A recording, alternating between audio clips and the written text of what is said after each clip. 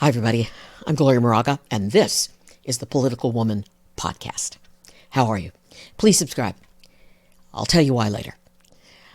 I am Gloria Moraga. This is the Political Woman. I wanted to wait until it was almost the end of the day, and it is now almost the end of the day in Northern California, because it is the end of International Women's Day. I wanted it to be kind of in the rearview mirror, because I don't think we've come a long way, baby. I think we've got a lot of work to do, and we need to roll up our sleeves and get to frickin' work. So I'm going to start off by kind of just doing a list of some of the issues that are important to women, but because they are important to women, I firmly believe they are important to all of us. And because they are important to women, they are a part of the political landscape and the political process that a lot of people don't want to think about because it's so stressful, it's so confrontational right now in this country. But for that very reason, more than ever, we do need to talk about it. So issues that are important to women and families, and then in turn, all of us. Work issues. We spend the majority of our life working, and I think work issues are important to all of us. Health, because it is true. If you don't have health, you're really kind of screwed. Money. It's all kind of relating here. But money, yes, it's important to be able to work a day and feel that you are worth what your male counterpart is worth. So equal pay, work equity, pay equity. Safety. Really, when you talk about families and moms and women and international women, what do you want most? What we want most is for our kids to be safe. We want our families to be safe. We want our loved ones to be safe. And I'm not saying that men don't want that. Absolutely not. I think we want it. And we need to work harder at making our kids and making all of us safe. So I mentioned equality, fairness. We all want things to be fair. And I'm just going to throw in education, because I think education is the force multiplier. I was raised to believe you study hard, you work hard, you read, you become knowledgeable, and with knowledge, you get that wisdom, but you also get knowledge is power, and you get a better job, and you don't have to live in poverty. So let's talk about it. Pay equity. So political issues related to what's currently going on in the news. Pay equity. I'm just going to start with this, even though this isn't a news story per se. But right now, according to the latest statistics from 2020, women make 82 to 83 cents on the dollar compared to men. I work the same amount that a man works, and I get paid 82 cents, and the man gets paid $1. And this is according to the Pew Research Center. They do an essay in honor of Women's History Month, which is this month. So, equal pay. Here's the kicker. We haven't improved much. 20 years ago, in 2002, we gained, we've improved on this by a couple of cents. So we're not moving up the ladder of success here. I'm sorry, but it's a fact. Women of color are paid even less. So, yeah, I wanted to start with that, but because it's near and dear to my heart, because I worked all my life. And yeah, I worked in a weird, I worked in television and then in higher ed. And so it's very skewed. I mean, especially television. You know, the anchors just always make much money, much more money, much more money than field reporters, which is what I was. I was a field reporter and I was a correspondent. So yeah, we need to do some work here on pay equity. But let's go now. Let's transition now to the news. What's in the news, and how does this relate to what I'm talking about here? Here's just one example. Recently, 4 Americans traveled down to Mexico, and only 2 came back. And why were these 4 Americans going to Mexico? They were going for a medical procedure. One was going for a medical procedure. Why do you go to Mexico for a medical procedure? I'm telling you right now, this is not uncommon. Not uncommon at all. It's cheaper to have some surgeries, especially elective surgeries, in Mexico than it is in the United States. And don't judge. I'm not judging. I'm just explaining a story that's in the news that relates to healthcare. She was going down to get a tummy tuck. Getting a tummy tuck here in the United States is considered elective, right? Although I guess sometimes maybe if you are obese and you have surgery and you have so much extra skin, they can write off some of that as a necessary medical procedure. But people go down to Mexico for these types of surgeries and more. And only 2 came back. And why is it that in the richest country in the world, people have to leave this country to have a medical procedure? Let's talk about Biden for a second. After all this that's been going on with Republicans doing all their investigations on Capitol Hill, what did steady President Biden do? He worked and negotiated and worked behind the scenes and lowered the cost of insulin.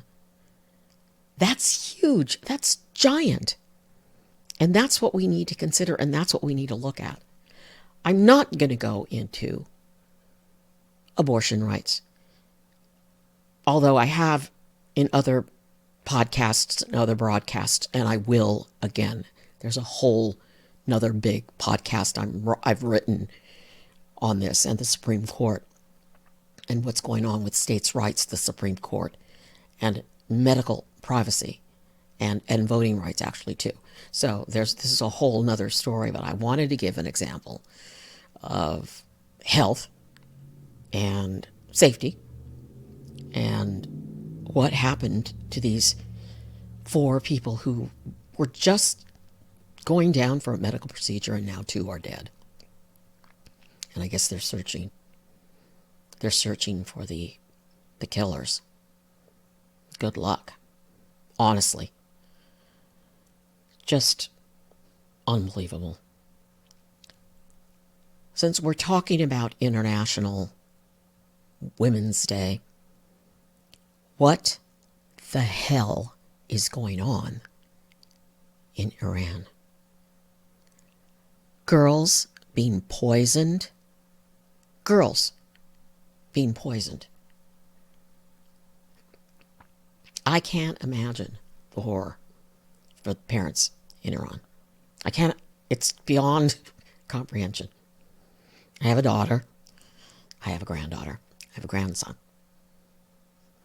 I have nieces and nephews that I love to the moon and back. And just the thought of any of our girls or any girl being poisoned, I hope there's swift justice there. And we're watching and we're waiting and we'll see. So we'll stay on safety. I live in Northern California and I I'm glad I live in California right now because of all the stuff that's going on in other states like Florida and Texas. Because I don't want to live in a Nazi state. But I live in California, Northern California. And on Monday, I get up first thing and I read the news. We had four shootings, murders, not just shootings, okay, because the shooting number is much higher. We had 4 people murdered over the weekend from Friday, Saturday, Sunday to Monday. 4 murdered by gunfire. Then that morning, as I was reading those stories, it crossed, I got a notification. A 5th person had been shot early Monday morning. A woman. A woman was sitting in her car and someone shot her in the head. Kind of the way it was described was Son of Sam type shooting. But I don't know. I don't know. Things have gotten so bad in Stockton that the police have set up kind of a special unit for therapy for the officers because the shootings have been so brutal and so difficult for them to handle. We in this country need to demand sensible gun safety reform. And I'm bringing this up on International Women's Day because it is one of the things that we care about most, the safety of our children. And I think the majority of Americans overwhelmingly support sensible gun safety control. Gun safety. Okay? Gun safety. Yes. Unarmed militia, but a managed armed militia. So we've talked about equity, talked about safety, talked about health, and I cannot end without talking about education and what education does for us, all of us. But, women, we make less money than men. We've been hit harder during the pandemic than men. We're more responsible than anybody for the care of the children during the pandemic, so we lost jobs. But what is bothering me so much is education and what's happening to education in this country in some states. All right, anybody who bans a book is a fool. Period. One of the books that they've banned, and, we have Mr. Boring Governor DeSantis saying, oh, nobody's banning any books. They're not available. One of the books is The Diary of Anne Frank. Have you read The Diary of Anne Frank? I've read it many times. I have it here somewhere. I'll have to look for it. But my house is filled with books, and Diary of Anne Frank is a young woman's thoughts about the horrors of the Nazis and a dictator. And more than ever, right now, that book should be required reading, especially in Florida. We have to stop this because nobody ever was hurt by having access to books. And we need to make books more accessible to our children, not less accessible. Yeah, you got a problem with your kid reading Diary of Anne Frank or any of these other books, Like, was it the little penguin book? I'm not sure if it was penguins, but the two male penguins who were raising the baby penguin. I can't think if it's not a penguin, forgive me. But that book's been banned because, we can't have two fathers raising a penguin. What? What? That's not the point. The point is love and nurturing and just having people love one another. That's the moral of the story, you nits. Nits. Yo. Yeah. We all need to read Diary of Anne Frank a little bit more, not a little bit less. So we have to stop. And that means that those of us who are smarter and calmer and know these things, we need to run for the school board. You need to run for the school board. We need to fight this at every level, so that our kids won't grow up to be dumb. We have enough problems in that area with, too much TikTok. That's another thing. Someone said, one of the posts that I just loved was, we can ban TikTok. We can limit TikTok, but we can't limit assault rifles. So what is wrong with this? And I will say, I'm on TikTok, and I love my TikTok people. Now, yes, there are some stinkers on TikTok, and I'm sure there are bots. I mean, someone said once, boy, you have a lot of Russian bots making comments and following you. It's like, well, maybe. But there are also good people on TikTok slamming down those bots. I'm not here to debate TikTok. I'm here to talk about we need to do a little less banning and a little bit more thinking and think about what we're doing. More than ever, it's important to stay in tune to what is going on in this country. More than ever, we need to follow along, know what's happening, and gear up. Saddle up, people. We're going to gear up. We're going to vote. Because we've got to stop the non-democratic, non-freedom people from infringing upon our freedoms. I'm Gloria Moraga. I'm a political woman. I vote. I'm here to talk about what's going on in politics, try to explain what's going on in politics these days. It's not easy. They make it as complicated as can be because they want you to check out, because it's easier to watch The Last of Us and compare the series to the video game. Say, this wasn't in the video game, but this was. I love that. I love pop culture. But we've got to do this as well. Please subscribe. And I'm working on my voting rights podcast. I'm going to have it. I've written it. I just need to fact check it.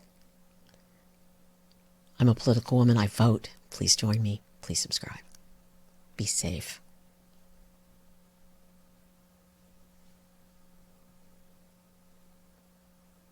Oh no. Mitch McConnell's been hospitalized.